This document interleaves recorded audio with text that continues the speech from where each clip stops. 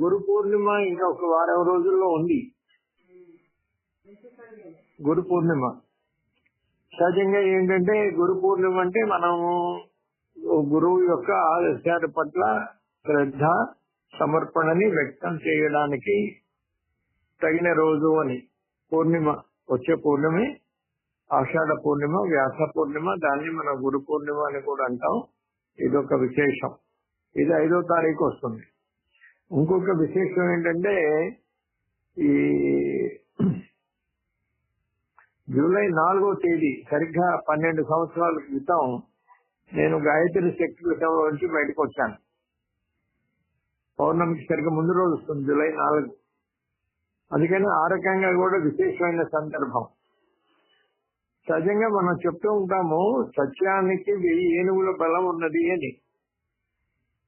కానీ మనం చెప్తూ ఉంటాం కానీ మనకి ఇది ఎక్కువ మందికి అర్థం అవ్వదు అనుకుంటాను. చాలా సార్లు మనం పుస్తకాలు చదివినవి మనం వల్లి వేస్తూ ఉంటాం, వినిపిస్తూ ఉంటాం.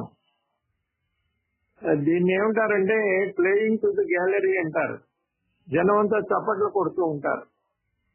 నిజానికి ఇది ఎవరికైతే అది బోధపడుతుందో ఆ మనుషులు తమ జీవితాల్లోని ఆయా సందర్భాల్లో వాళ్ళు దృఢమైనటువంటి వాళ్ళు నిర్ణయాలు తీసుకుంటారు, వాళ్ళు ఆచరిస్తారు, వాళ్ళు ఆదర్శం అవుతారు.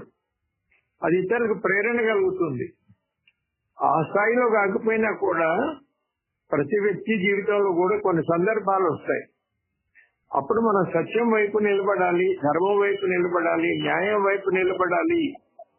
ఏది సరైనదో అదే ముఖ్యం.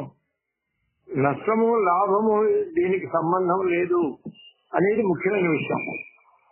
ఇది బోధపడినప్పుడు ఏమవుతుందంటే గురువుతోటి మనం ఏకాకారం అవుతాం. గురువు అప్పటిదాకా మనకు బయటగా ఉంటాడు. ఎప్పుడైతే మీరు సత్యం విషయంలో మీరు దృఢంగా ఉండి మీరు ఆచరిస్తూ ఉంటారో మీరు గురువుకి దగ్గర అవుతారు. గురువు మీరు అభేదం అయిపోతారు. గురువుతో మీరు అభేదం అయిపోవడానికి మార్గం ఏమిటంటే సత్యం. అందుకని సత్యాన్ని మనం బాగా బోధపరచుకోవాలి. అది ఒక దేవాలయం కావచ్చు, ఒక పెద్ద సంస్థ కావచ్చు, ఒక దివాణం కావచ్చు, ఒక రాజ్యం కావచ్చు, ఒక పెద్ద సంస్థ కావచ్చు, ఏదైనా సరే సత్యం కంటే చిన్నది. సత్యాన్ని బలిపెట్టి మీరు ఒక సంస్థని కాపాడడం కంటే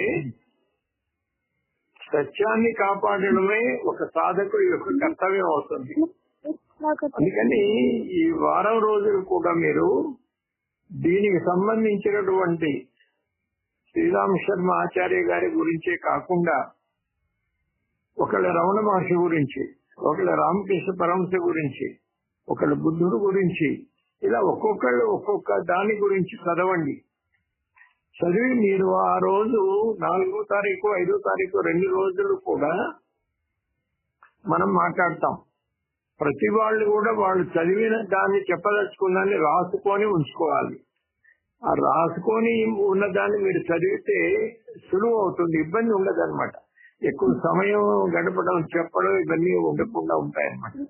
అందుకని ఆ రకంగా మనం ఈ వారం రోజులు కూడా గురు తత్వాన్ని గురించి, గురువును గురించి, మనలో కూడా ఆ గురువు ప్రవేశించడం గురించి, మనలో కూడా గురువుని దర్శించడం గురించి, ప్రతి గొప్ప విషయంలో, ప్రతి న్యాయమైన విషయం, సత్యమైన విషయంలో కూడా గురుత్వాన్ని చూడడం గురించినటువంటి సాధన మనం కొనసాగించాలి.